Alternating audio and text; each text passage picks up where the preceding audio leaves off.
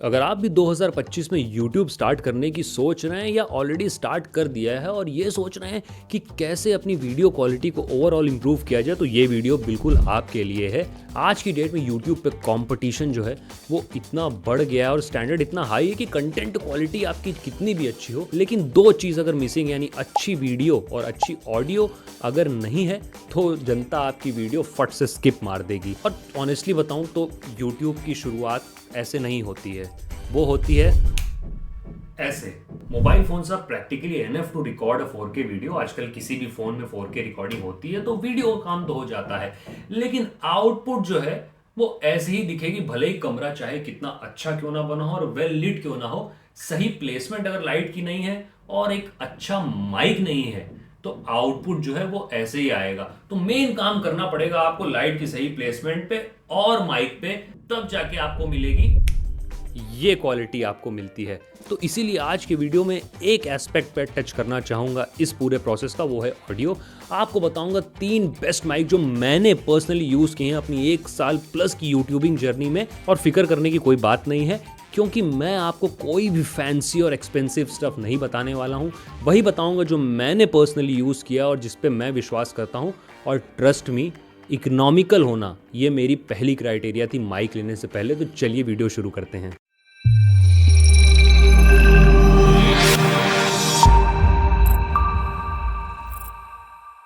सारे YouTuber and almost 90% of us अपने initial stage पे, जिन्होंने यूट्यूब को एज अ पैशन स्टार्ट किया और ज़्यादा पैसा इन्वेस्ट करने को नहीं था, उन्होंने इस माइक से ही शुरुआत की है। इसका नाम है बोया M1 ऑक्सिलरी माइक। अब इसकी परफॉर्मेंस कैसी है जानने के लिए let's switch back to the first mic that I have used, और नेक्स्ट साउंड अब आपको उसी से आएगी। तो अब जो आप सुन रहे हैं वो आपको आवाज़ आ रही है मेरे इस माइक से। ये मेरा सबसे पहला माइक है और इसे मैंने लिया था सितंबर 2023 में, जब मैंने अपना पहला YouTube वीडियो रिलीज किया था। तब मैंने इसे 700-800 का खरीदा था और तब से लेके आज तक इसकी प्राइस सेम है। तो अगर आप एक YouTube चैनल स्टार्ट करने जा रहे हैं, अपने यूट्यूबिंग करियर की शुरुआत करने जा रहे हैं, बजट इतना नहीं है, तो trust me this is the best mic possible. अब इसके साथ साउंड क्लैरिटी बहुत अच्छी है, सब कुछ इसका बहुत डिसेंट इनफ है।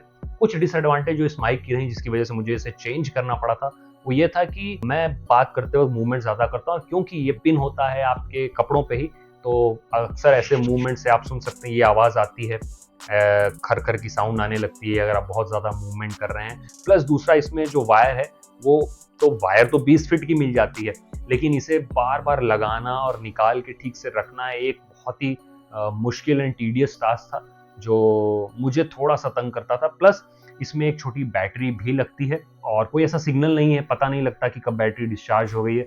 तो 1-2 बार मेरे साथ ऐसा हुआ है कि मैं पूरा रिकॉर्डिंग कर दी और मुझे पता ही नहीं लगा कि बैटरी डिस्चार्ज थी, एंड फाइनली रिकॉर्डिंग का जो वो था मुझे फिर से करना पड़ा। तो काफ़ी प्रॉब्लम लगता है इनिशियल डेज में, आप बहुत मेहनत करके रिकॉर्ड करते हो, वैसा हो जाए तो अच्छा नहीं लगता है। तो ये कुछ डिसएडवांटेज थी जिसकी वजह से मैंने ये वाला अपना माइक डिसकंटिन्यू करा और इसके बाद मैंने स्विच किया मेरे सेकंड माइक पे। उसके जानने के लिए मैंने इस माइक को यहाँ ऑलरेडी लगा रखा है। ये है मेरा सेकंड माइक और इसकी परफॉर्मेंस कैसी है, तो let's switch to this mic.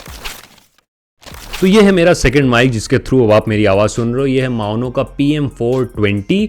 ये एक पॉडकास्ट कंडेंसर माइक है जिसके थ्रू आप कुछ भी चाहे तो रिकॉर्ड कर सकते हो, और ये एक काफ़ी प्रीमियम मेटल बॉडी के साथ आता है।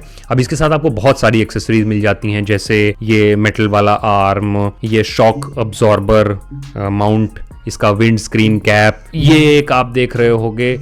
मैं थोड़ा सा धीमे से हिलाऊंगा वरना अदरवाइज आवाज़ थोड़ी सी हो जाएगी।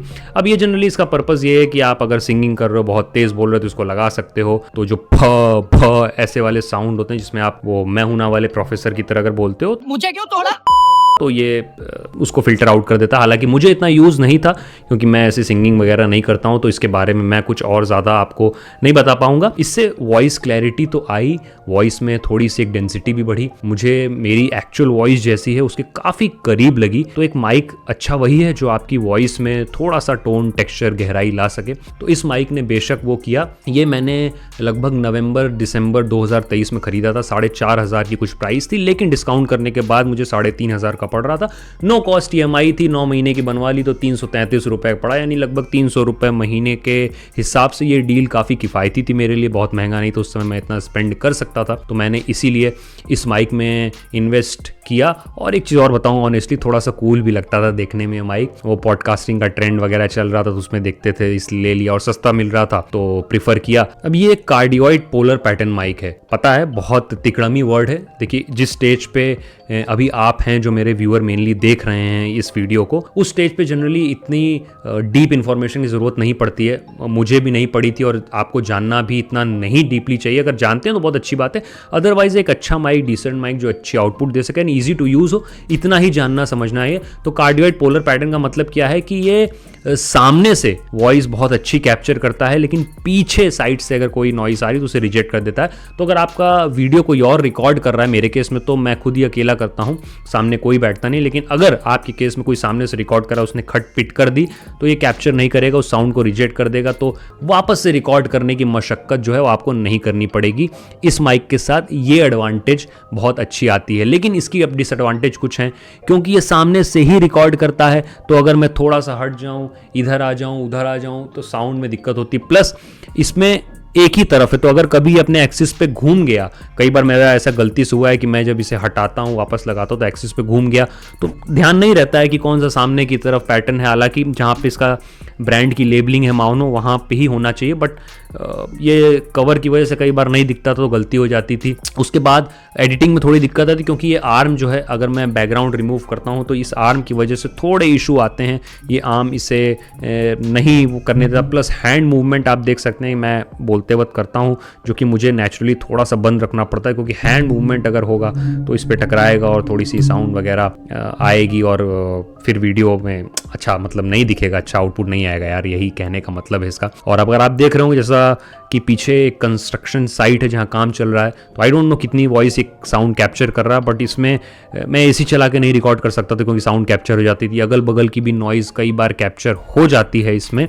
तो ये कुछ कारण थे जिस वजह से मैंने इस माइक को डिसकंटिन्यू किया। हालांकि मैंने अगस्त 2024 तक ये माइक रखा और उसके बाद फाइनली मैंने मूव किया मेरे नेक्स्ट माइक की तरफ। अपने यूट्यूबिंग जर्नी का 1 साल पूरा करने और 10,000 सब्सक्राइबर कंप्लीट करने के लिए मैंने अपने आप को गिफ्ट किया मेरा थर्ड माइक, जो कोइंसिडेंटली इसी सेम कंपनी का है। I was not very brand oriented कि मुझे सेम का ही दिखना है, मुझे बजट कॉन्शियसनेस थी, माइक ईजी टू यूज हो, देखने में अच्छा हो और उसकी रिव्यू और साउंड क्वालिटी अच्छी हो, उतनी चीज़ मैंने देखी और वो हमें ले आता है मेरे तीसरे माइक पे, जो कि है ये माउनो का माइक। और चलिए अब नेक्स्ट वॉइस जो सुनेंगे वो इसी माइक से सुनेंगे। Let's switch to this mic.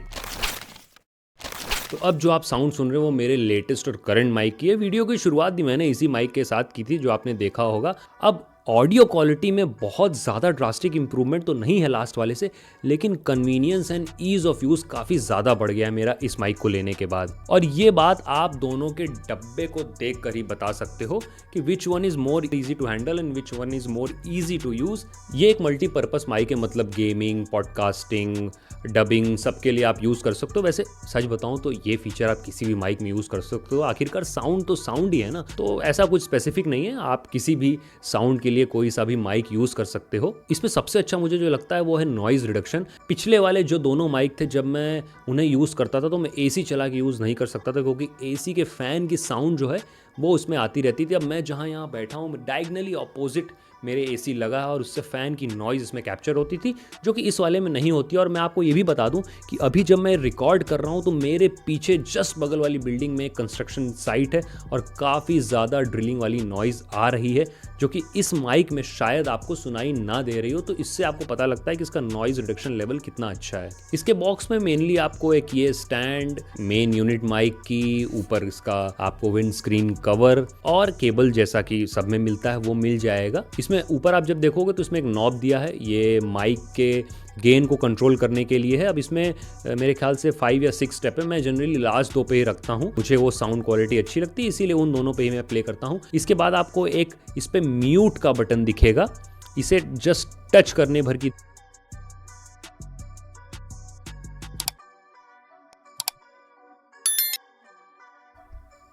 अब जैसे ही मैंने फिर से टच किया ये माइक अनम्यूट हो गया। अब आप सब कुछ सुन सकते हो।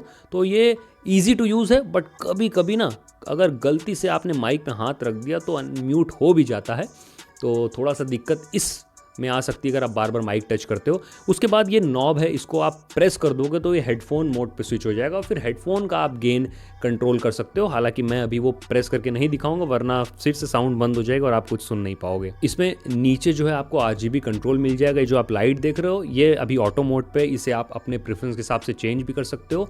तो अच्छी साउंड क्वालिटी ही नहीं, ये एक यूनिक और दिखने में भी अच्छा माइक लगा मुझे, इसीलिए मैंने इस माइक को प्रीफर किया as an upgrade to my last microphone।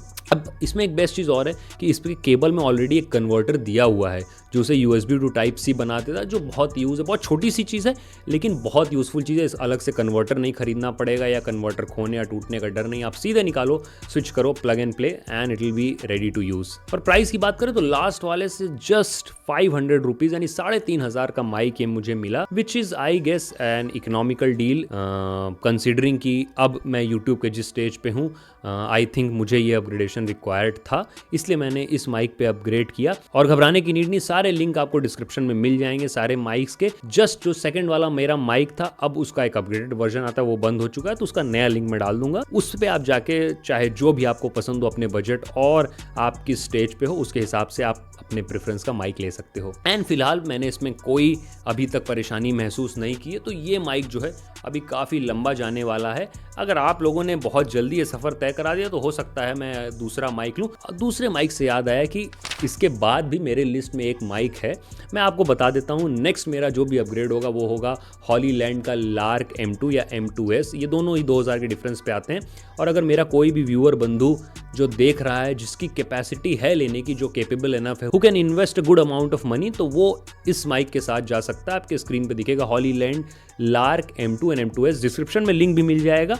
ये 12,000 प्लस की रेंज में आता है और ट्रस्ट में अगर ये माइक ले लिया ना तो फिर आपका यूट्यूबिंग जर्नी आगे की काफ़ी शॉर्ट हो जाएगी। काफ़ी लंबे समय तक ये माइक आपको यूज़ में आ सकते हैं and they are best mic. अब इसके बारे में ज़्यादा एक्सप्लेन नहीं करूँगा क्योंकि मैंने इन्हें यूज़ नहीं किया है, जस्ट रिव्यू ही पढ़ा है। तो जब लिया अगर कभी तो ज़रूर आपको रिव्यू करके बताऊँगा। तब तक के लिए सावधान रहिए, सतर्क रहिए, ईजी इलेक्ट्रॉनिक को फॉलो करते रहिए और मुझे कॉमेंट सेक्शन में लिख के बताइए कि आपको मेरा लाइटिंग और सेटअप भी के बारे में भी जानना है क्या, बजट भी जानना है। अगर आपने लिख के बताया तो मैं उस पर भी एक वीडियो बना दूंगा। अपना ख्याल रखिए, मैं मिलूंगा आपसे अगले वीडियो में।